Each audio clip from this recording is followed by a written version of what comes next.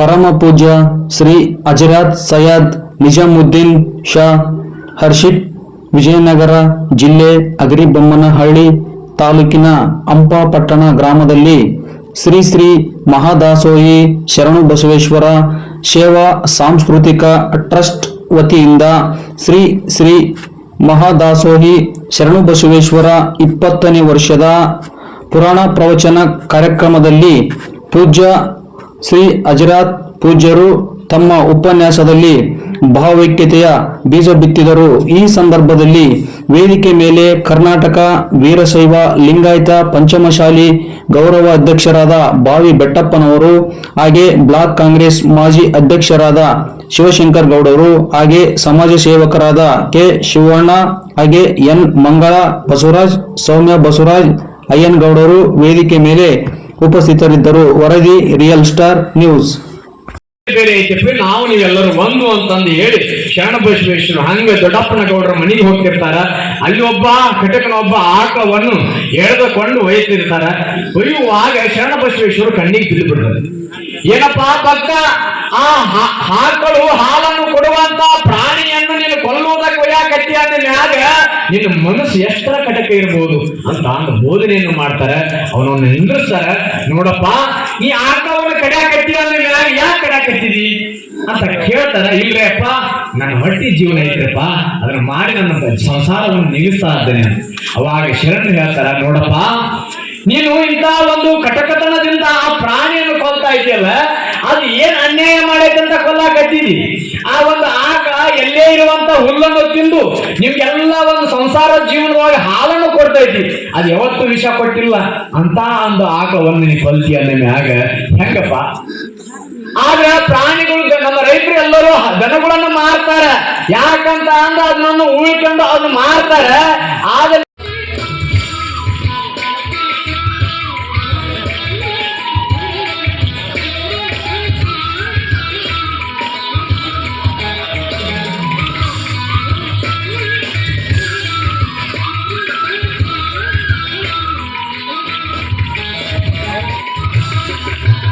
ಸನ್ಮಾನವನ್ನು ಸ್ವೀಕರಿಸಿದ ಪೂಜ್ಯ ಸನ್ಮಾನವನ್ನು ಸ್ವೀಕರಿಸಿದ ಬಾವಿ ಬೆಟ್ಟಪ್ಪ ಸರ್ ಅವರಿಗೆ ತುಂಬು ಹೃದಯದ ಧನ್ಯವಾದಗಳು. ಈ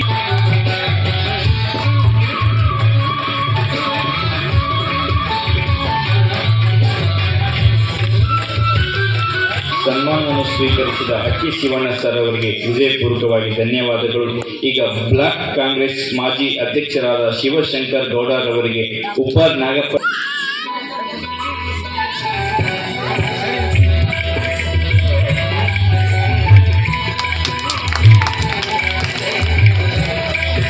ಸನ್ಮಾನವನ್ನು ಸ್ವೀಕರಿಸಿದ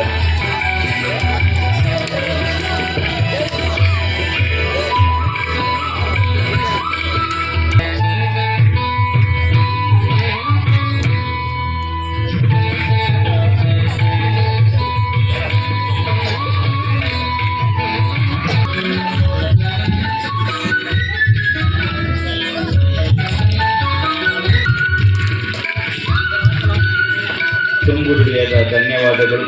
ಹಾಗೆ ಅವರಿಗೆ ಸಮಾಜದ ಬಾಂಧವರು ಹೃದಯಪೂರ್ವಕವಾಗಿ ಸನ್ಮಾನಿಸುತ್ತಿದ್ದಾರೆ.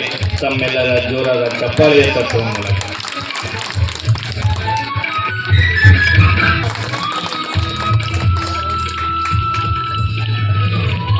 ಸನ್ಮಾನವನ್ನು ಸ್ವೀಕರಿಸಿದ ನೆರವೇರಿಸಿದ ಇವತ್ತು ಈ ಕಾರ್ಯಕ್ರಮ ಕೊಡುವಂಥದ್ದಾಯಿತು. ಮಲ್ಲಿಕಾರ್ಜುನ ದೇವರವರು ಇಲ್ಲಿ ಪ್ರವಚನ ಕಾರ್ಯಕ್ರಮಕ್ಕೆ ಬಂದಿದ್ದಾರೆ.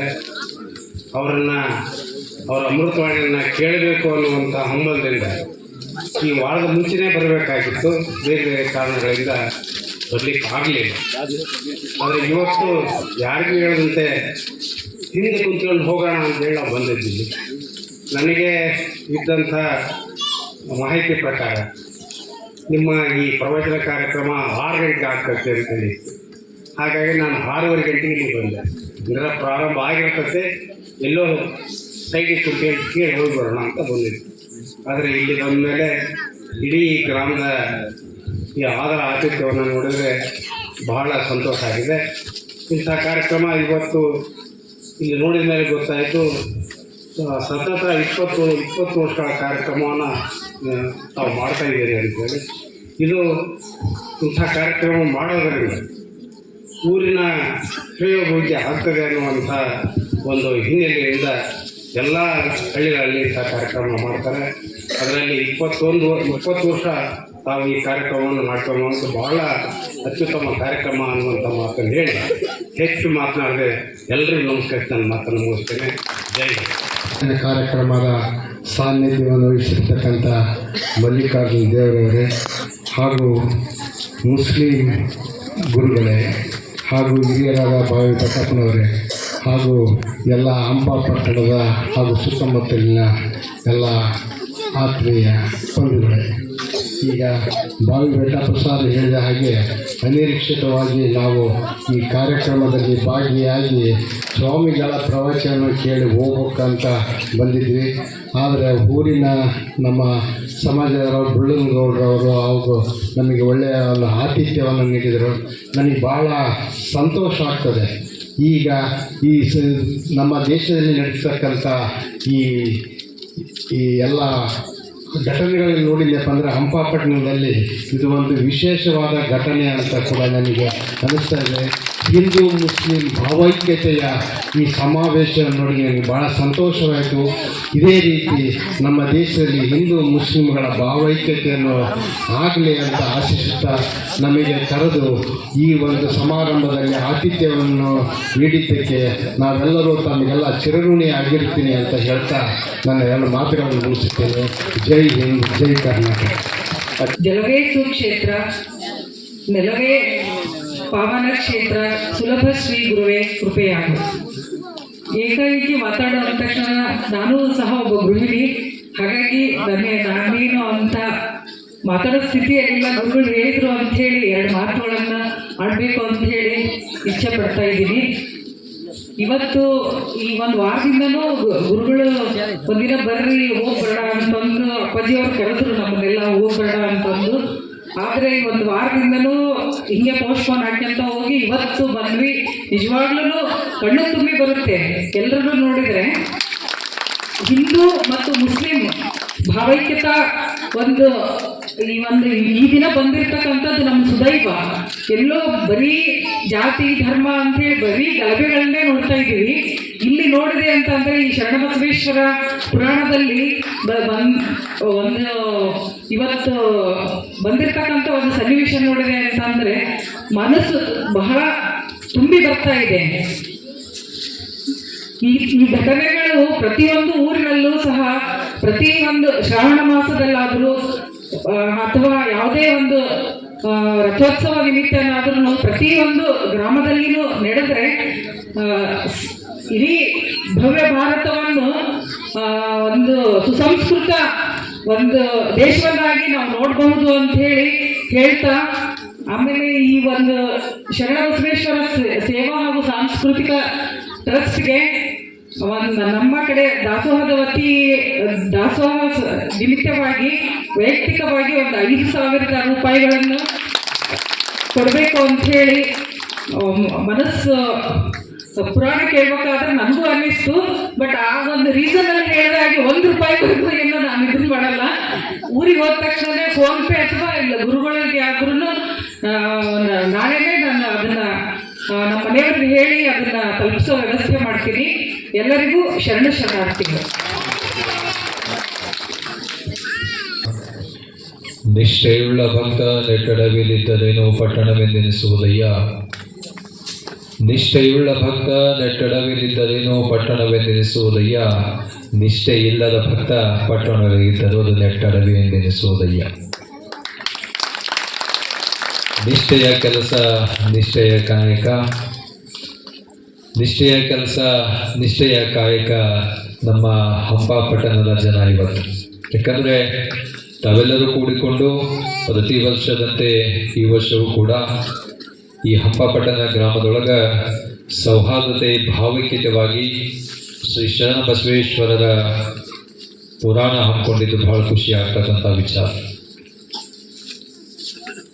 ಇವತ್ತಿನ ದಿವಸ ಈ ಕಾರ್ಯಕ್ರಮದೊಳಗೆ ಭಾಗಿಯಾಗಿರ್ತಕ್ಕಂಥ ಶ್ರೀ ಶ್ರೀ ಮಹಾದಾಸೋಹಿ ಕಲಬುರಗಿ ಶರಣಬಸವೇಶ್ವರರ 20ನೇ ವರ್ಷದ ಪುರಾಣ ಕಾರ್ಯಕ್ರಮ. ಈ ಕಾರ್ಯಕ್ರಮದೊಳಗೆ ಭಾಗಿಯಾಗಿರ್ತಕ್ಕಂಥ ಈ ಕಾರ್ಯಕ್ರಮದೊಳಗೆ 18 ದಿನಗಳಿಂದ ತಮ್ಮೆಲ್ಲರೂ ಕೂಡ ಪುರಾಣವನ್ನು ಪ್ರವಚನವನ್ನು ಉಣಬಡಿಸುತ್ತಿರುವ ಪುರಾಣ ಪ್ರವಚನಕರಾದ ಪೂಜ್ಯ ಶ್ರೀ ಓಂ ಗುರೂಜಿ ಅವರೇ, ವೇದಿಕೆ ಮೇಲೆ ಉಪಸ್ಥಿತರಿರುವ ನಮ್ಮ ಗವಾಯಿಗಳೇ, ತಬಲಾ ವಾದಕರೇ, ವೇದಿಕೆ ಉಪಸ್ಥಿತಿ ಎಲ್ಲ ಗೌರವಾನ್ವಿತ ಅತಿಥಿಗಳೇ, ಇಲ್ಲೆಲ್ಲ ಸೇರ್ತಕ್ಕಂಥ ನನ್ನೆಲ್ಲ ಪ್ರೀತಿಯ ಸೌಹಾರ್ದತೆಯ ಬಂಧುಗಳೇ, ಇವತ್ತಿನ ದಿವಸ ನಾವೆಲ್ಲರೂ ಕೂಡ ಬಹಳ ಖುಷಿಯನ್ನು ವ್ಯಕ್ತಪಡಿಸ್ಬೇಕು. ಯಾಕಂದ್ರೆ ಶರಣ ಬಸವೇಶ್ವರರ ಪುರಾಣ ಅಂತಕ್ಕಂಥದ್ದು ಅದು ಒಂದು ಜಾತಿಗೆ ಸೀಮಿತವಾದದ್ದಲ್ಲ, ಅದು ಒಂದು ಜನಾಂಗಕ್ಕೆ ಸೀಮಿತವಾದದ್ದಲ್ಲ.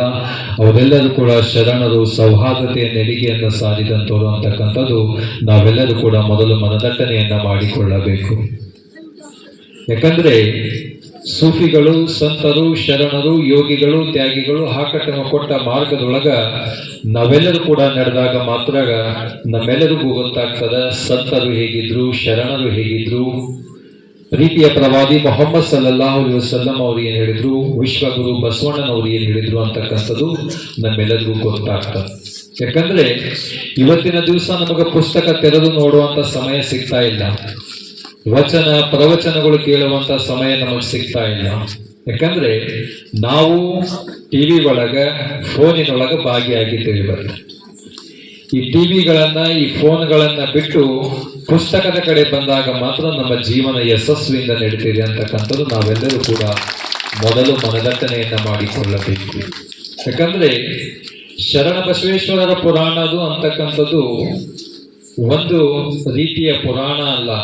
ಯಾಕಂದ್ರೆ ಅವರ ಜೀವನ ಬರೀ ಈ ಒಂದು ಬುಕ್ಕದೊಳಗ ಬರೀಲಿಕ್ಕೆ ಸಾಧ್ಯ ಇಲ್ಲ.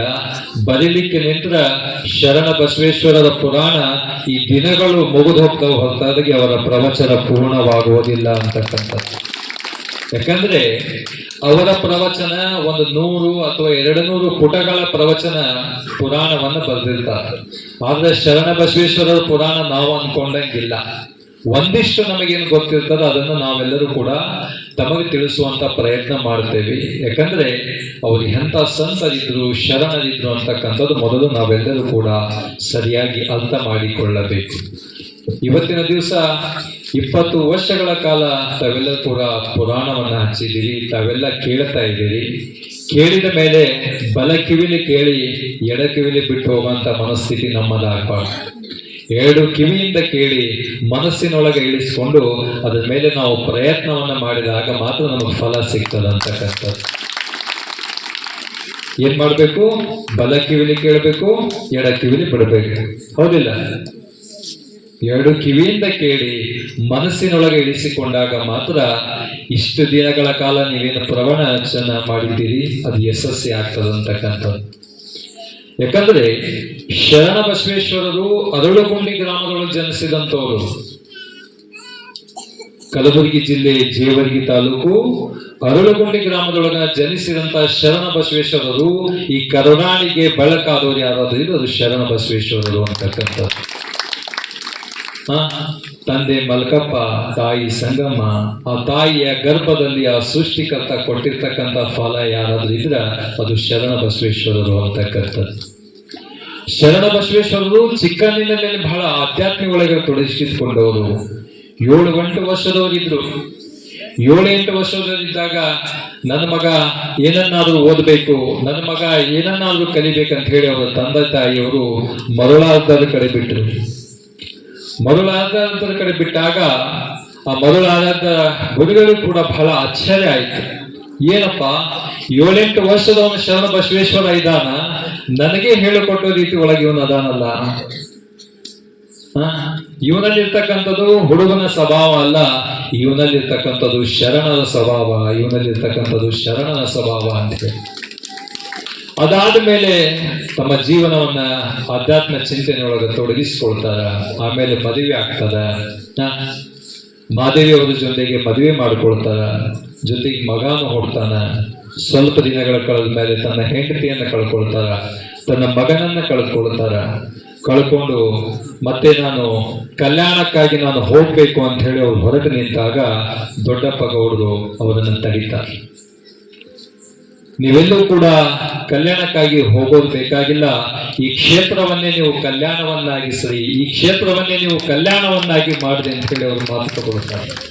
ಅಂತ ಸಂದರ್ಭದೊಳಗೆ ಶರಣ ಬಸವೇಶ್ವರರು ಹುಟ್ಟಿದ್ದು ಅರಳುಗುಂಡಿ ಗ್ರಾಮದೊಳಗಾದ್ರೂ ಕೂಡ ಬೆಳಕಿಗೆ ಬಂದಿದ್ದು, ಜೀವನವನ್ನು ಕಳೆದಿದ್ದು ಕಲಬುರಗಿ ಒಳಗ ಅಂತಕ್ಕಂಥದ್ದು ಬಹಳ ವಿಶೇಷವಾಗಿ ನಾವೆಲ್ಲರೂ ಕೂಡ ಅರ್ಥ ಮಾಡಿಕೊಳ್ಳಬೇಕು.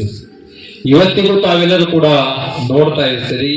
ಇವತ್ತು ನಮಗ ಕಲಬುರಗಿ ಅಂದ ತಕ್ಷಣ ಮೊದಲ ನೆನಪು ಬರೋದು ಶರಣ ಬಸವೇಶ್ವರರ ದೇವಸ್ಥಾನ, ಅದರ ಜೊತೆಗೆ ಸೂಫಿ ಸಂತ ಖಾಜಾ ಬಂದಾ ನವಾಜ್ ಅವರ ದರ್ಗಾ ಅಂತಕ್ಕಂಥದ್ದು. ಇವತ್ತಿನ ದಿವಸ ಅವರಲ್ಲಿರ್ತಕ್ಕಂಥ ಅವಿನಾಭಾವ ಸಂಬಂಧ ತಾವೆಲ್ಲರೂ ಕೂಡ ಅರ್ಥ ಮಾಡಿಕೊಳ್ಳಬೇಕು. ಯಾಕಂದ್ರೆ ಸಂತರು ಶರಣರು ಧರ್ಮದ ಪರವಾಗಿ ಬಂದರು ಹೊರತಾಗಿ ಜಾತಿಯ ಪರವಾಗಿ ಬರಲಿಲ್ಲ. ತಮ್ಮಲ್ಲಿ ತಾವು ಜಾತ್ಯತೀತಿಯನ್ನು ಅಳವಡಿಸಿಕೊಂಡು, ಜಾತಿಯನ್ನ ಹೋಗಲಾಡಿಸಿ ಜಾತ್ಯತೀತಿಯನ್ನು ಅಳವಡಿಸಿಕೊಂಡು ಎಲ್ಲರಲ್ಲಿ ಸೌಹಾರ್ದತೆ ಸಮಾನತೆಯ ಬೀಜವನ್ನು ಬಿತ್ತುತ್ತಾ ಸೌಹಾರ್ದತೆಯ ಮೆರಗನ್ನ ಸಾರಿದವರು ಯಾರಾದರೂ ಇದ್ರ ಅದು ಸೂಫಿಗಳು ಸಂತರು ಅಂತಕ್ಕಂಥದ್ದು ನಾವೆಲ್ಲರೂ ಕೂಡ ಮನದಟ್ಟಣೆಯನ್ನ ಮಾಡಿಕೊಳ್ಳಬೇಕು. ಯಾಕಂದ್ರೆ ಇವತ್ತಿಗೂ ನಮಗೆ ನೋಡ್ಲಿಕ್ಕೆ ಸಿಗ್ತದೆ, ಖಾಜಾ ಬಂದಾ ನವಾಜ್ ಅವರ ಉರುಸ್ ಆಗ್ತದ. ಗಂಧ ಲೇಪನದ ಸಮಯದೊಳಗ ಶರಣ ಬಸವೇಶ್ವರರ ದೇವಸ್ಥಾನದಿಂದ ತೆಗೆದಂತ ಗಂಧವನ್ನು ತಂದು ಖಾಜಾ ಬಂದಾ ನವಾಜ್ ಅವರ ಉರಿಸಿನೊಳಗ ಏರ್ಪಡಿಸ್ತಾರ. ಅದೇ ನಮ್ಮ ಶರಣ ಬಸವೇಶ್ವರರ ಜಾತ್ರೆ ಆದ್ರ ನಮ್ಮ ಖಾಜಾ ಬಂದಾ ನವಾಜ್ ಅವರ ದರ್ಗಾದಿಂದ ದಿವಟಿಗೆಯನ್ನ ತಗೊಂಡು ಬರ್ತಾರೆ. ಎಂಥ ವಿಶೇಷತೆ, ಎಂಥ ಭಾವೈಕ್ಯತೆ, ಅಂತ ಭಾವೈಕ್ಯತೆ ನಮ್ಮೆಲ್ಲೂ ಬರಬೇಕು ಅಂತಕ್ಕಂಥದ್ದು. ಯಾಕಂದ್ರೆ ಸೂಫಿಗಳು ಸಂತರು ತಮ್ಮ ಜೀವನವಷ್ಟೇ ನೋಡಿಕೊಳ್ಳಲಿಲ್ಲ, ಇವತ್ತು ನಮ್ಮ ಜೀವನ ನಮಗೆ ನೋಡ್ಕೊಳ್ಳಕ್ ಆಗ್ತಾ ಇಲ್ಲ. ಅಂತ ಸಂದರ್ಭದೊಳಗೂ ಕೂಡ ಎಲ್ಲವನ್ನ ಬದಿಗಿಟ್ಟಿ ತನ್ನ ಕುಟುಂಬಕ್ಕಾಗಿ, ತನಗಾಗಿ, ತನ್ನ ಹೆಣ್ಣು ಮಕ್ಕಳಿಗಾಗಿ ಜೀವಿಸಲಿಲ್ಲ. ಅವರು ಎಲ್ಲರಲ್ಲೇ ಒಳಿತನ್ನ ಬಯಸಿ ಎಲ್ಲರಿಗೂ ಒಳ್ಳೇದಾಗ್ಬೇಕಂತ ಹೇಳಿ ಸಾರಿದವರು ಯಾರು ಇದ್ರ ಅದು ಸೂಫಿ ಸಂತರು ಅಂತಕ್ಕಂಥದ್ದು. ಯಾಕಂದ್ರೆ ಯಾವ ಧರ್ಮದೊಳಗೂ ಕೂಡ ಆ ಜಾತಿ ಕಮ್ಮಿ ಇದೆ, ಈ ಜಾಸ್ತಿ ಇದೆ ಅಂತಕ್ಕಂಥ ಭಾವನೆ ನಮ್ಮಲ್ಲಿ ಬರಬಾರ್ದು. ವೇದದೊಳಗಿರೋದು ಅದೇ, ಉಪನಿಷತ್ನೊಳಗೂ ಇರೋದೇ ಇದೆ, ಖುರಾನದೊಳಗೂ ಕೂಡ ಅದೇ ಇದೆ. ಏಕದೇವವನ್ನು ನಾವು ನಂಬಬೇಕು. ಖುರಾನಿನೊಳಗಡೆ ಬರ್ತದ ಹುಲ್ ಹುಲ್ಲಾಹು ಅಹದ್. ಹುಲ್ ಹುಲ್ಲಾಹು ಅಹದ್ ಅಂದ್ರೆ ಸೃಷ್ಟಿಕರ್ತನಾದ ಅಲ್ಲಾಹನು ಒಬ್ಬನೇ ಅಂತಕ್ಕಂಥದ್ದು. ಅಲ್ಲಾಹು ಸಮದ್ ಲಂ ಯಲಿದ್ ವಲಂ ಯೂಲದ್ ಅಂದ್ರೆ ಅವನು ಯಾರಿಗೂ ಜನ್ಮ ನೀಡಿಲ್ಲ, ಅವನು ಯಾರಿಗೂ ಜನಿಸಿಲ್ಲ, ಅವನೊಬ್ಬನೇ ಅಂತಕ್ಕಂಥದ್ದು. ಇದು ಖುರಾನಿನೊಳಗಿದೆ.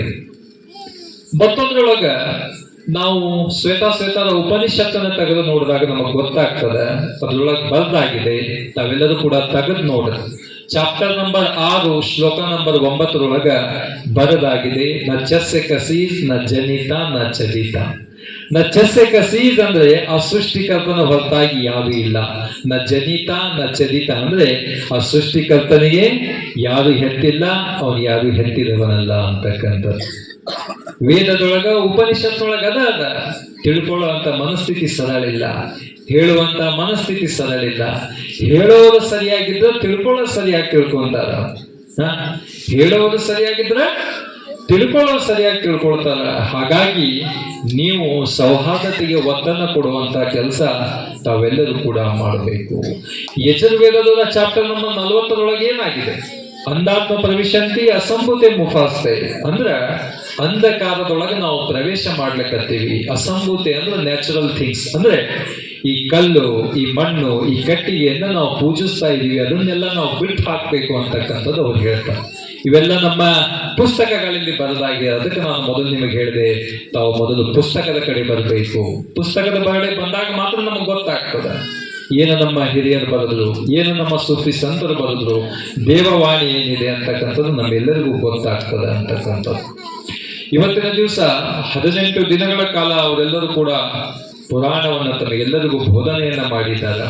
ಅದನ್ನ ಯಶಸ್ವಿ ಆಗ್ಬೇಕಪ್ಪ ಅಂದ್ರೆ ತಮ್ಮ ಜೀವನದಲ್ಲಿ ತಾವು ಅದನ್ನ ಅಳವಡಿಸಿಕೊಳ್ಬೇಕು ಅಂತಕ್ಕಂಥದ್ದು ನಾವೆಲ್ಲರೂ ನೆನಪು ಮಾಡಿಕೊಳ್ಳಬೇಕು.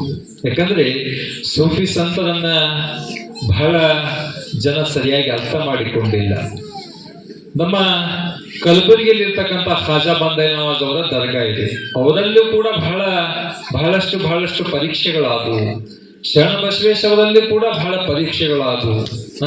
1746ರಲ್ಲಿ ಜನಿಸಿದಂತ ಶರಣ ಬಸವೇಶ್ವರಿಗೆ ಎಂತ ಸಮಸ್ಯೆಗಳು, ಎಂತ ಅಡೆತಡೆಗಳು ಉದ್ಭವ ಆದವು ಅಂತಕ್ಕಂಥದ್ದು ತಾವೆಲ್ಲರೂ ಕೂಡ ಈ ಪುರಾಣದೊಳಗೆ ಕೇಳಿರ್ತೇವೆ. ನಮ್ಮ ಖಾಜಾ ಬಂದೆ ನವಾಜ್ ಅವರಿಗೂ ಕೂಡ ಒಂದಿಷ್ಟು ಜನ ಹೆಂಗಿದ್ರಪ್ಪ ಅಂದ್ರ, ಅವ್ರು ಒಳ್ಳೆಯವರಿದಾರಂದ್ರೆ ಅವರನ್ನ ಕೆಟ್ಟದನ್ನಾಗಿ ಮಾಡಬೇಕು, ಅವರು ಒಳ್ಳೆಯರಿದಾರಂದ್ರ ಜನ ದೃಷ್ಟಿ ಒಳಗೆ ಅವರನ್ನ ಕೆಟ್ಟದಾಗಿ ನೋಡ್ಬೇಕಂತಕ್ಕಂಥ ಮನಸ್ಥಿತಿ ಒಳ್ಳೆಯವರು ನಿಮ್ಮ ನಡುವೆ ಕೂಡ ಇವತ್ತದ. ಅಂಥವರು ಹಜರತ್ ಖಾಜಾ ಬಂದಾ ನವಾಜ್ ಅವರ ಸನ್ನಿಧಿ ಒಳಗೆ ಒಮ್ಮೆ ಹೋದ್ರು. ಅಂದ್ರೆ ಖಾಜಾ ಬಂದಾ ನವಾಜ್ ಅವರು ಬಹಳ ಎತ್ತರದ ಸ್ಥಾನವನ್ನು ಪಡೆದಾಗ ಅವರು ಕೂಡ ಸೂಫಿಗಳಾಗಿದ್ರು, ಸಂತರಾಗಿದ್ರು. ಅಂತ ಸಂತರನ್ನ ಜನರ ದೃಷ್ಟಿ ಒಳಗ ಕೀಳು ರೀತಿ ಒಳಗ ನೋಡ್ಬೇಕು, ಜನರ ಇವರನ್ನ ಅಪ್ಕೊಳ್ಬಾರ್ದು, ಜನರಿಂದ ಇವರು ದೂರ ಇರ್ಬೇಕಂತ ಹೇಳಿ ಒಂದಿಷ್ಟು ಜನ ಏನ್ ಮಾಡಿದ್ರಪ್ಪ ಅಂದ್ರ ಸುಳ್ಳು ಹೇಳ್ಬೇಕಂತ ಹೇಳಿ ಅವರ ಸನ್ನಿಧಿಗೆ ಹೋದ್ರು. ಸನ್ನಿಧಿಗೆ ಹೋಗಿ ನಮಸ್ಕರಿಸಿ ಹಜರತ್ ಖಾಜಾ ಬಂದಾ ನವಾಜ್ ಅವರು ಕುಂತಿದ್ರು. ಕುಂತಾಗ ಒಂದು ಮಾತನ್ನ ಹೇಳಿದ್ರು ಸುಳ್ಳಾಗಿ, ಖಾಜಾ ಬಂದಾ ನವಾಜ್ ಅವ್ರೆ, ನಮ್ಮ ಮನೆಯೊಳಗ ನಮ್ಮ ಮಗ ತೀರು ಹೋಗಿದ್ದಾನ, ಅವನ ಡೋಲಿಯ ನಮಾಜನ್ನ ಮಾಡಿಸೋರು ಯಾರೂ ಇಲ್ಲ. ಯಾಕಂದ್ರೆ ನಾವು ತೀರಿ ಹೋದಾಗ ಆ ಡೋಲಿಯ ನಮಾಜನ್ನ ಕೂಡ ನಾವು ಮಾಡಿಸ್ತೇವೆ. ಅಂತ ಸಂದರ್ಭದೊಳಗ ಇವರನ್ನ ಏನಾದರೂ ಮಾಡಿ ನಾವು ಕೆಳಗಿಳಿಸ್ಬೇಕಂತ ಹೇಳಿ ಅವರ ಸನ್ನಿಧಿಗೆ ಹೋಗಿ, ನಮ್ಮ ಮನೆಯೊಳಗ ನಮ್ಮ ಮಗ ತೀರು ಹೋಗಿದ್ದಾನ, ಅವನ ಡೋಲಿಯ ನಮಾಜ್ ಮಾಡಿಸೋರು ಯಾರೂ ಇಲ್ಲ, ನೀವು ಬಂದು ನಮಾಜ್ ಮಾಡಿಸ ಅಂತ ಹೇಳಿದ್ರು. ಅವಾಗ ಖಾಜಾ ಬಂದೆ ನವಾಜ್ ಅವರು ಮಹಾತ್ಮರಿದ್ರು. ಅವ್ರಿಗೆ ಗೊತ್ತಾಯ್ತು ಇವ್ರ ಮಗ ಸತ್ತಿಲ್ಲ, ತೀರಿ ಹೋಗಿಲ್ಲ ನಿಲ್ಬೇಕಂತ ಹೇಳಿದ್ರು. ಮಗ ಹೇಳೇ ಇಲ್ಲ, ಎಂತ ಸಂದರ್ಭ ಆದ್ರೂ ಕೂಡ ಅವನು ಎದ್ದು ನಿಂದಿರಲೇ ಇಲ್ಲ. ಮಗನನ್ನ ನೋಡ್ತಾನ, ಮಗನ ಜೀವ ನಿಜಕ್ಕೂ ಕೂಡ ಹೋಗ್ಬಿಟ್ಟೆ. ಬೇಕಂತ ಬಂದಾ ನವಾಜ್ ಅವ್ರಿಗೆ ನೀವು ನಮಾಜ್ ಮಾಡಿಸ್ಬೇಕಂತ ಹೇಳಿದ್ರು. ಬಂದಾ ನವಾಜ್ ಅವ್ರು ಒಂದ ಮಾತು ಹೇಳಿದ್ರು, ನಿನ್ನ ಮಗ ತೀರು ಹೋಗಿದ್ದಾನಂದ್ರ ತೀರು ಹೋಗಲಿ, ಅಷ್ಟಂದ್ರೆ ನಾನು ನಮಾಜ್ ಮಾಡಿಸ್ತೇನೆ ಅಂತ ಹೇಳಿದ್ರು. ಅಂತ ಶರಣರನ್ನ ಎದುರು ಹಾಕೋದು ಸಾಮಾನ್ಯ ಕೂಡ ನಿಮ್ಮ ಮುಂದೆ ಸುಳ್ಳು ಹೇಳಿ ನಮ್ಮ ಮಗ ತೀರು ಹೋಗಿದ್ದಾನಂತ ಹೇಳಿ ಡೋಲಿ ಕ್ಷಮಾಪಣೆಯನ್ನ ಕೇಳ್ತಾರ. ಬಂದಾ ನವಾಜ್ ಅವರು ಕ್ಷಮಾಪಣೆಯನ್ನ ಮಾಡಿ ಮತ್ತೆ ಆ ಮಗನ ಹತ್ರ ಬಂದು ತಮ್ಮ ಕಣ್ಣ ತೆರೆದು ಅವನಿಗೆ ನೋಡಿದ ತಕ್ಷಣ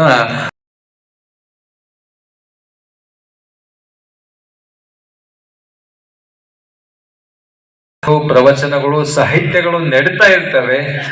ಯಶಸ್ವಿ ಆಗ್ಬೇಕಪ್ಪ ಅಂದ್ರ ನಾವೆಲ್ಲರೂ ಕೂಡ ಒಂದು ಸಾರಿ ಒಬ್ಬ ಗುರುಗಳು ಸ್ಮಶಾನದೊಳಗೆ ಕುಂತ್ಕೊಂಡಿದ್ರು. ಒಂದು 3 ಬುರುಡೆಯನ್ನ ತಗೊಂಡು ಕುಂತಿದ್ರು. ಅವರು ತೆಲೆಯ ಬುರುಡೆ, ಒಂದು 3 ಬುರುಡೆಯನ್ನ ತಗೊಂಡು ಕುಂತು ಆ ಬುರುಡೆಯ ಕಿವಿ ಒಳಗೆ ಕಡ್ಡಿಯನ್ನ ಹಾಕ್ತಾ ಇದ್ರು. ಒಬ್ಬ ರಾಜ ಅಲ್ಲಾಶ್ ಹೋಗ್ತಾ ಇದ್ದ. ಆ ರಾಜ ನೋಡ್ದ, ಕಡ್ಡಿಯನ್ನ ತಗೊಂಡು ಈ ಕಿವಿ ಒಳಗೆ ಹಾಕಿದ್ರು, ಅದು ಕಿವಿ ಒಳಗೆ ಹೋಗ್ಲೇ ಇಲ್ಲ ಕಡ್ಡಿ. ಮತ್ತೆ 2ನೇ ಬುರುಡೆಯನ್ನು ತಗೊಂಡ್ರು. 2ನೇ ಬುರುಡೆಯನ್ನು ತಗೊಂಡು ಮತ್ತೆ ಆ ಕಿವಿ ಒಳಗೆ ಕಡ್ಡಿಯನ್ನ ಹಾಕಿದ್ರು. ಆ ಕಡ್ಡಿ ಹಾಕಿದ ತಕ್ಷಣ ಈ ಕಿವಿಯಿಂದ ಹೊರಗಡೆ ಬಂತು. ಮತ್ತೆ 3ನೇ ಬುರುಡೆಯನ್ನ ತಗೊಂಡ್ರು. 3ನೇ ಬುರುಡೆಯನ್ನ ತಗೊಂಡು ಮತ್ತೆ ಆ ಗುರುಗಳಿದ್ದಾರ ಹೇಗಪ್ಪ ಅಂದ್ರ, ಮೊದಲನೇ ಕಡ್ಡಿ ತಗೊಂಡು ನನ್ನ ಬುರುಡಿ ಒಳಗೆ ಹಾಕಿದ ತಕ್ಷಣ ಆ ಕಡ್ಡಿ ಕಿವಿ ಒಳಗೆ ಹೋಗ್ಲಿಲ್ಲ. ಅದು ಯಾಕೆ ಹೋಗ್ಲಿಲ್ಲ ಅಂದ್ರ ಗುರುಗಳು ಏನ್ ಹೇಳಿದ್ರು ಅವ್ರ ಕಿವಿ ಒಳಗೆ. ಈ ತರದ ಜನರು ನಮ್ ಕಡೆ ಪುರಾಣ ಹೇಳ್ತಿರ್ತಾರ, ಈ ಕಡೆ ನಾವು ಪ್ರವಚನ ಭಾವನೆ ಇರ್ತದೆ. ಈ ಒಂದು ರೀತಿ ಜನರಿದ್ದಾರೆ. ಹಾಕಿದ ತಕ್ಷಣ ಈ ಕಿವಿ ಒಳಗೆ ಹೋಯ್ತು. ಅವಾಗ ಗುರುಗಳು ಹೇಳಿದ್ರು, ನೋಡಪ್ಪ ಬಂತು, ನಮ್ಮಲ್ಲಿ ಯಾರೇ ರೀತಿ ಜನರು ಹೆಂಗಿದ್ದಾರೆ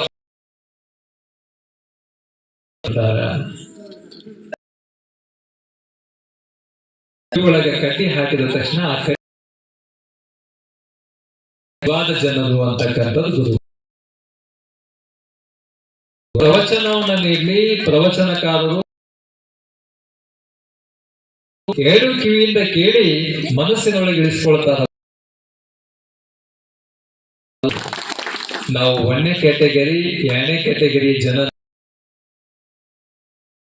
ಆಗಿರೋಣ ಅಂತಕ್ಕಂಥದ್ದು ನನ್ನ ಆಶಯ. ಹೌದಲ್ಲ? 1ನೇ ಕ್ಯಾಟಗರಿ ಆಗ್ತೀರಾ ನೀವು? ಯಾರ್ಯಾರು ಗುರುಗಳ ವಚನ ಪ್ರವಚನವನ್ನ ಕೇಳಿಸಿ ಅದನ್ನ ಮನಸ್ಸಿನೊಳಗಿರಿಸಿಕೊಂಡು ನಮ್ಮಲ್ಲಿ ನಾವು ಪ್ರಯತ್ನವನ್ನ ಮಾಡಿದಾಗ ಮಾತ್ರ ಈ ನಮ್ಮ ಜೀವನ ನೆಮ್ಮದಿಯಿಂದ ಸಾಗತ್ತ ಅಂತಕ್ಕಂಥದ್ದು. ಯಾಕಂದ್ರೆ ಇವತ್ತಿನ ದಿವಸ ಪುರಾಣ ಪ್ರವಚನವನ್ನು ಹಮ್ಮಿಕೊಂಡಿದ್ದು ಬಹಳ ಖುಷಿ ಆಗ್ತಕ್ಕಂಥ ವಿಚಾರ.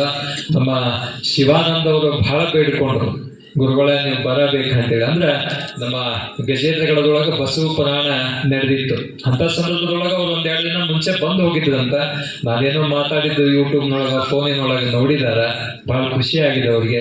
ಬಾಬಾರ ನೀವು ಏನನ್ನಾದ್ರೂ ಮಾಡಿ ನಮ್ಮ ಹಂಪಾಪಟ್ಟಣಕ್ಕೆ ಬರಬೇಕಂತ ಹೇಳಿ ಬಹಳ ಬೇಡಿಕೊಂಡು ನಮ್ಮ ಶಿವಾನಂದ ಅವರು ಒಂದು ಒಳ್ಳೆ ಕೆಲಸವನ್ನ ಎಲ್ಲ ಗ್ರಾಮಸ್ಥರು ಕೂಡಿ ತಾವೆಲ್ಲರೂ ಕೂಡ ಮಾಡಿದ್ದು ಬಹಳ ಖುಷಿ ಆಗ್ತಕ್ಕಂಥ ವಿಚಾರ. ಯಾಕಂದ್ರೆ ನಮ್ಮ ಗಜೇಂದ್ರಗಡ ಕೂಡ ಒಂದು ಭಾವೈಕ್ಯತೆ ತವರೂರು ಅಂತ ಕರೀತೀವಿ ನಾವು. ಯಾಕಂದ್ರೆ ಅಲ್ಲಿ 18 ಮಸೀದಿಗಳದು, 18 ಮಠಗಳದು, 18 ಮಸೀದಿಗಳದು, 18 ಮಠಗಳದು, 18 ಬಾವಿಗಳದು. ಬಹಳ ವಿಶೇಷತೆಯಾದಂತ ಸೌಹಾರ್ದತೆ ತವರು ಯಾವ್ದಾದ್ರು ಇದ್ರೆ ಅದು ಗಜೇಂದ್ರಗಡ ಅಂತಕ್ಕಂಥದ್ದು. ನಮ್ಮ ಭಾಗದೊಳಗೆ ಏನೇ ಕಾರ್ಯಕ್ರಮ ಆದ್ರೂ ಕೂಡ ನಾನು ಮತ್ತು ನಮ್ಮ ಕುದುರೆಮೋತಿ ಮಠದ ವಿಜಯ ಮಹಾಂತ ಮಹಾಸ್ವಾಮಿಗಳು ನಾವೆಲ್ಲರೂ ಕೂಡ ಅಲ್ಲಿ ಸೌಹಾರ್ದತೆಯಾಗಿ ಮಾಡಿಕೊಡ್ತೀವಿ. ಏನೇ ಕಾರ್ಯಕ್ರಮಗಳು ಮಾಡಲಿ, ಹಿಂದೂ ಬಂಧುಗಳು ಮಾಡಲಿ, ಮುಸ್ಲಿಂ ಬಂಧುಗಳು ಮಾಡಲಿ, ನಾವು ಇಬ್ಬರು ಕೂಡ ಆ ಕಾರ್ಯಕ್ರಮದೊಳಗೆ ಇದ್ದೇ ಇರ್ತೀವಿ. ಅಂತ ಭಾವೈಕ್ಯತೆ ಕೆಲಸಗಳು ನಮ್ಮ ನಾಡಿನೊಳಗೆ ಬಹಳ ಆಗ್ಬೇಕಂತಕ್ಕಂಥದ್ದು ನಾವು ಎಲ್ಲರೂ ಕೂಡ ಮೊದಲು ಮನದಟ್ಟಣೆಯಿಂದ ಮಾಡಿಕೊಳ್ಳಬೇಕು. ಗಜೇಂದ್ರಗಳ ಎಂಥ ತವರಪ್ಪ ಅಂದ್ರ, ನಾನು ನೋಡ್ಲಿಕ್ಕೆ ಹಸಿರು ಪೇಟ ಹಾಕಿದ್ದೀನಿ, ಹಸಿರು ಶಾಲ್ ಹಾಕಿದ್ದೀನಿ, ನೋಡ್ಲಿಕ್ಕೆ ಮುಸ್ಲಿಂ ಧರ್ಮಗುರುಗಳು ಅಂತ ನಾವು ಕಾಣ್ತೀವಿ ನೋಡೋರಿಗೆ. ಆದ್ರೆ ನಮ್ಮಲ್ಲಿ ಬಾಂಧವ್ಯ ಹೆಂಗಪ್ಪ ಅಂದ್ರ, ಇವೆಲ್ಲರೂ ಕೂಡ ದಸರಾದೊಳಗೆ ಬನ್ನಿಯನ್ನು ಮುಡಿತೇವೆ. ದಸರಾದೊಳಗ ನಮ್ಮ ಕಟ್ಟಿ ಬಸವೇಶ್ವರ ಅಂತ ದೇವಸ್ಥಾನ ಇದೆ. ಆ ದೇವಸ್ಥಾನದೊಳಗ ದಸರಾ ಸಂದರ್ಭದೊಳಗ ಬನ್ನಿ ಮುಡಿಯುವಂತ ಕಾರ್ಯಕ್ರಮ ಇರ್ತೈತೆ.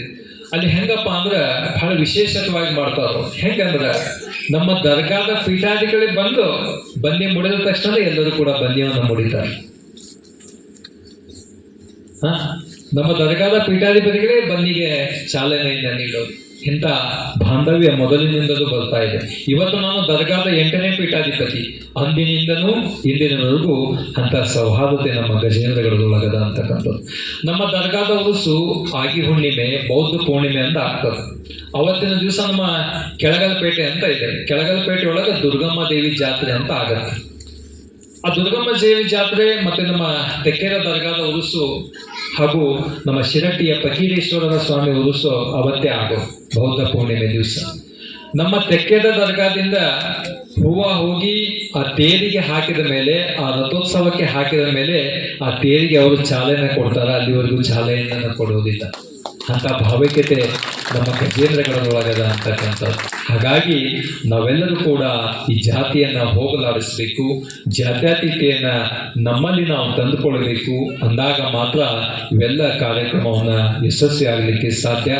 ತಮ್ಮೆಲ್ಲರಿಗೂ ನೋಡಿ ಬಹಳ ಖುಷಿ ಆಯಿತು. ಹಂಪಾಪಟ್ಟಣದ ಜನ ದುಡ್ಡಿನಿಂದ ಶ್ರೀಮಂತರಲ್ಲ, ಮನಸ್ಸಿನಿಂದ ಶ್ರೀಮಂತರು ಅಂತಕ್ಕಂಥದ್ದು ಬಹಳ ಖುಷಿ ಆಯ್ತು. ಯಾಕಂದ್ರೆ ತಮ್ಮೆಲ್ಲರಿಗೂ ನೋಡಿದ್ರೆ ಗೊತ್ತಾಗ್ತದೆ. ಯಾಕಂದ್ರೆ ದುಡ್ಡಿನಿಂದ ಶ್ರೀಮಂತ ಇದ್ದ ಇಲ್ಲಿ ಕುಂದ್ರಂಗ ಇಲ್ಲ. ಯಾಕಂದ್ರೆ ಒಂದು 100 ಟೆನ್ಷನ್ ಇರ್ತಾವ. ಮನಸ್ಸು ಕೊಟ್ಟು ಬರ್ಬೇಕು ಇದಕ್ಕೆ ಕೇಳಾಕ. ನಾವೆಲ್ಲರೂ ಕೂಡ ದುಡ್ಡಿನಿಂದ ಶ್ರೀಮಂತರಾಗೋದು ಬೇಡ, ಮನಸ್ಸಿನಿಂದ ನಾವೆಲ್ಲರೂ ಕೂಡ ಶ್ರೀಮಂತರಾಗೋಣ. ಹಂಪಾಪಟ್ಟಣದೊಳಗ ಇಂತೆಲ್ಲ ಕಾರ್ಯಕ್ರಮ ತಾವೆಲ್ಲರೂ ಕೂಡ ಹಿಂದೂ ಮುಸ್ಲಿಂ ಬಂಧುಗಳು ಕೂಡಿ ಇವತ್ತೆಲ್ಲ ಕಾರ್ಯಕ್ರಮ ಮಾಡಿದ್ದೀರಿ. ಇದೇ ರೀತಿ ಮತ್ತಷ್ಟು ಮಗದಷ್ಟು ಕಾರ್ಯಕ್ರಮಗಳು ನಡೆಯಲಿ. ನಾವೆಲ್ಲರೂ ಕೂಡ ಈ ಭಾಗದೊಳಗ ಸೌಹಾರ್ದತೆಯ ಭಾವೈಕ್ಯತೆ ಬಿತ್ತುವಂತ ಕೆಲಸವನ್ನ ನಾವು ನೀವೆಲ್ಲರೂ ಕೂಡ ಮಾಡೋಣ. ಎಲ್ಲರೂ ಕೂಡ ಸೌಹಾರ್ದತೆಯಿಂದ ಬಾಳುವಂತಾಗುತ್ತೆ. ಯಾಕಂದ್ರೆ ಇಲ್ಲಿ ಜಾತಿಗೆ ಬೆಲೆ ಇಲ್ಲ, ನೀತಿಗೆ ಬೆಲೆ ಇದೆ, ಮನುಷ್ಯನಿಗೆ ಬೆಲೆ ಇಲ್ಲ, ಮಾನವೀಯತೆಗೆ ಬೆಲೆ ಇದೆ, ಬೋಧನೆಗೆ ಬೆಲೆ ಇಲ್ಲ, ಆಚರಣೆಗೆ ಬೆಲೆ ಇದೆ, ಬಾಹುಬಲಕ್ಕೆ ಬೆಲೆ ಇಲ್ಲ, ಭಾವೈಕ್ಯತೆಗೆ ಬೆಲೆ ಇದೆ. ಅಂತ ಭಾವೈಕ್ಯತೆಯ ನಡಿಗೆ ನಮ್ಮ ನಿಮ್ಮದಾಗಲಿ. ಈ ಗ್ರಾಮದೊಳಗ ಸದಾಕಾಲ ಸೌಹಾರ್ದತೆ ಭಾವೈಕ್ಯತೆಯ ನಡಿಗೆಯನ್ನ ಸಾರುವಂಥದ್ದಾಗಲಿ. ನಾವು ನೀವೆಲ್ಲರೂ ಕೂಡ ಸೌಹಾರ್ದತೆಯಿಂದ ಬಾಳೋಣ, ಸೌಹಾರ್ದತೆಯಿಂದ ನಮ್ಮ ಜೀವನವನ್ನ ಕಳೆಯೋಣ. ಯಾಕಂದ್ರೆ ಬಸವಣ್ಣನವರು ಒಂದೇ ಮಾತು ಹೇಳಿದರು. ಯಾಕಂದ್ರೆ ಈ ದೇಹವನ್ನ, ದೇವಸ್ಥಾನವನ್ನ ತಿಳಿದು ಮಾತ್ರ ನಾವು ಮುಂದೆ ನಡೆದಾಗ ನಮ್ಮ ಜೀವನವನ್ನ ಯಶಸ್ಸಾಗ್ತದೆ ಅಂತ ಹೇಳಿ ಆ ಬಸವಣ್ಣನವರ ವಚನ ಏನಪ್ಪಾ ಅಂದ್ರ, ಉಳ್ಳವರು ಶಿವಾಲಯ ಮಾಡುವರಯ್ಯ. ಉಳ್ಳವರು ಶಿವಾಲಯ ಮಾಡುವರಯ್ಯ, ನಾನೇನು ಮಾಡಲಿ ಬಡವನಯ್ಯ, ಎನ್ನ ಕಾಲೇ ಕಂಬ ದೇಹವೇ ದೇಗುಲ, ಶಿರವೇ ಹೊಣ್ಣ ಕಳಶವಯ್ಯ, ಕೂಡಲ ಸಂಗಮ ದೇವ ಅಂತಕ್ಕಂಥ ಈ ದೇಹವನ್ನ ಮಂದಿರ ಒಂದು ತಿಳಿದಾಗ ಮಾತ್ರ ನಮ್ಮ ಜೀವನವಾಗಿ ಸುಖಕರವಾಗಿ ನಡೆಯಲಿಕ್ಕೆ ಸಾಧ್ಯ. ಇದೇ ರೀತಿ ಈ ಗ್ರಾಮದೊಳಗ ಎಲ್ಲರೂ ಸೌಹಾರ್ದತೆಯಿಂದ ಬಾಳುವಂತಾಗಲಿ, ಎಲ್ಲರೂ ಆರೋಗ್ಯದಿಂದ ಬಾಳುವಂತಾಗಲಿ. ಸರ್ವೇ ಜನ ಸುಖಿನೋ ಭವಂತು. ಮಾಮರ ಮನುಷ್ಯ ತನ್ನ ಸತ್ಕಾರ್ಯಗಳಿಂದ ದೇವರಿಗಿಂತಲೂ ದೊಡ್ಡವನಾಗಬಲ್ಲ ಎಂಬುದನ್ನು ಸಾಧಿಸಿ ತೋರಿಸಿರುವಂಥ 12ನೆಯ ಶತಮಾನದ ಬಸವಾದಿ ಶಿವಶರಣರನ್ನು ಸ್ಮರಣೆ ಮಾಡಿ ನನ್ನ ಆರಾಧ್ಯ ಗುರುಗಳಾಗಿರ್ತಕ್ಕಂಥ ಲಿಂಗೈಕ್ಯ ಪರಮ ಪೂಜ್ಯ ನಿರಂಜನ ಪ್ರಣವ ಸ್ವರೂಪಿಗಳಾದ ಒಪ್ಪತ್ತೇಶ್ವರ ಸಂಸ್ಥಾನ ಮಠದ ಪೀಠಾಧಿಪತಿಗಳಾಗಿದ್ದ ಶ್ರೀ ಶ್ರೀ ಶ್ರೀ ಮರಿಮಾಂತ ಸ್ವಾಮಿಗಳನ್ನು ಸ್ಮರಿಸಿಕೊಂಡು ಈ ಕಾರ್ಯಕ್ರಮದ ಕೇಂದ್ರಬಿಂದು ಮಹಾದಾಸೋಹಿಯಾಗಿರ್ತಕ್ಕಂಥ ಶರಣಬಸಪ್ಪ ಅಪ್ಪನವರಿಗೂ ನಮಸ್ಕರಿಸಿ ಇವತ್ತಿನ ಕಾರ್ಯಕ್ರಮದ ನಮ್ಮ ಸಾನ್ನಿಧ್ಯ ವಹಿಸಿರ್ತಕ್ಕಂಥ ಶ್ರೀ ಪರಮ ಪೂಜ್ಯ ಹಜರತ್ ಸಯ್ಯದ್ ನಿಜಾಮುದ್ದೀನ್ ಶಾ ಅರ್ಪಿಸಿ ಟಕ್ಕೇತ್ ಭವನವರು ಗಜೇಂದ್ರಗಡ ಅವರ ಪಾದಗಳಿಗೂ ನಮಸ್ಕರಿಸಿ, ಹಾಗೆ ನಮ್ಮ ಲ್ಯಾಂಡ್ ಆರ್ಮಿ ಜಿಲ್ಲಾ ಪಂಚಾಯತ್ ಅಧ್ಯಕ್ಷರಾಗಿರ್ತಕ್ಕಂಥ ಬಾಯು ಬಟ್ಟಪ್ಪಣ್ಣವರಿಗೆ ನಮಸ್ಕರಿಸಿ, ಹಾಗೆ ನಮ್ಮ ಶಿವ ಟ್ರೇಡರ್ಸ್ ಮಾಲೀಕರಾದ ಅಕ್ಕಿ ಶಿವಣ್ಣನವರಿಗೆ ನಮಸ್ಕರಿಸಿ, ಹಾಗೆ ನಮ್ಮ ಮಾಜಿ ಬ್ಲಾಕ್ ಕಾಂಗ್ರೆಸ್ ಅಧ್ಯಕ್ಷರಾಗಿರ್ತಕ್ಕಂಥ ಶಿವಶೇಖರ್ ಗೌಡರಿಗೂ ನಮಸ್ಕರಿಸಿ, ಹಾಗೆ ನಮ್ಮ ಸಹೋದರಿಯರಾಗಿರ್ತಕ್ಕಂಥ ಶ್ರೀಮತಿ ಸುಮಂಗಳಮ್ಮ ಬಸವರಾಜ್ ಅವರಿಗೂ ನಮಸ್ಕರಿಸಿ, ಹಾಗೆ ನಮ್ಮ ಶ್ರೀಮತಿ ಸೌಮ್ಯ ಬಸವರಾಜ್ ಅಯ್ಯನಗೌಡರವರಿಗೂ ನಮಸ್ಕರಿಸಿ, ಹಾಗೆ ನಮ್ಮ ಬಲಭಾಗದಲ್ಲಿರ್ತಕ್ಕಂಥ ಎಲ್ಲ ನನ್ನ ಅಕ್ಕ ತಂಗಿಯರಿಗೂ ನಮಸ್ಕರಿಸಿ, ಎಡಭಾಗದಲ್ಲಿರ್ತಕ್ಕಂಥ ನನ್ನ ಅಣ್ಣ ತಮ್ಮರಿಗೂ ನಮಸ್ಕರಿಸಿ, ಹಾಗೆ ಇವತ್ತು ನಮ್ಮ ಕೇಸರಿಮಡಿಯಿಂದ ಬಂದಿರತಕ್ಕಂಥ ಅಣ್ಣ ತಮ್ಮರಿಗೂ ನಮಸ್ಕರಿಸಿ, ಹಾಗೆ ರಾರಾಳ ತಾಣದಿಂದ ಬಂದಿರತಕ್ಕಂಥ ಎಲ್ಲ ಸದ್ಭಕ್ತರಿಗೂ ನಮಸ್ಕರಿಸಿ, ಹಾಗೆ ಇವತ್ತಿನ ವೇದಿಕೆಯನ್ನು ಇಡೀ ನಮ್ಮ ಮುಸ್ಲಿಂ ಸಮಾಜದವರು ನೆರವೇರಿಸಿಕೊಟ್ಟಿದ್ದಾರೆ.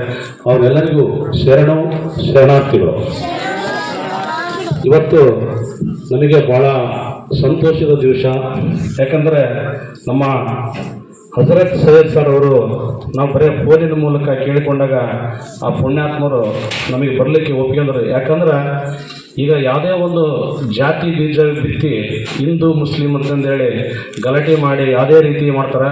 ನಾವು 20ನೇ ವರ್ಷ ಕಾರ್ಯಕ್ರಮ, ಒಂದು ದಿವಸ ಅವರಿಗಾಗಿ ನಾವು ಮುಸ್ಲಿಂ ಸಮುದಾಯದವರಿಗಾಗಿ ನಾವು ಮೀಸಲಿಟ್ಟಿರ್ತೀವಿ. ಹಾಗಾಗಿ ಗುರುಗಳೇ ನೀವು ಬರಬೇಕಂದಾಗ ಆ ಪುಣ್ಯಾತ್ಮರು ಇವತ್ತು ನಮಗೆ ಒಂದೇ ಮಾತಿಗೆ ಬೆಲೆ ಕೊಟ್ಟು ಬಂದರೆ ಅವರಿಗೆ ಶರಣಾರ್ಥಿಗಳು. ಹಾಗೆ ನಮ್ಮ ಜಯ ಮಂಗಲ ಚಿಲ್ಲಿಂಗ, ಜಯ ಮಂಗಲ ಚಿಲ್ಲಿಂಗ, ಜಯ ಪರತರ ಶಿವಲಿಂಗ, ಜಯಲಿಂಗ ಜಯಲಿಂಗ ಜಯಲಿಂಗ ಜಯಲಿಂಗ, ಜಯ ಮಂಗಲ ಚಿಂಗಲ ಚಿಲ್ಲಿಂಗ. ಹರ ಓಂ ಯಶೋ ರಾಮರುಭ್ಯಾಭ್ಯಂ ಯಾ ದೇವಿ ಸರ್ವಮಂಗಲಂ ವಯೋ ಸ್ಮಾರ್ಗಂ ಸಾಮಸಮತಂ ಜಯಮಂಗಲಂ ಜಯ ನಮ ಪರಾವತೀಶ್ವರ ನಮಃ राजराजेश्वरी माता की, सकल साधु संत शरण की, जय मंगलम जय नमः परावतीश्वर महादेव. ಎಲ್ಲರಿಗೂ ಒಳ್ಳೆಯದಾಗಲಿ. ಎಲ್ಲರೂ ಈಗ ನೆತ್ತಿ ಊಟವನ್ನು ಮಾಡಿದ್ರಿ, ಈಗ ಬುದ್ಧಿ ಊಟವನ್ನು ಮಾಡಿ ತಾವೆಲ್ಲರೂ ಪ್ರಸಾದವನ್ನು ತೆಗೆದುಕೊಂಡು ಪಾವನ ಭರಿತರಾಗಿ ಮತ್ತೆ ನಾಳೆ ಹೆಚ್ಚಿನ ಸಂಖ್ಯೆಯಲ್ಲಿ ಬರಬೇಕೆಂದು ಕೇಳಿಕೊಳ್ತಾ ಎಲ್ರಿಗೂ ಧನ್ಯವಾದಗಳನ್ನು ಅರ್ಪಿಸ್ತೇನೆ.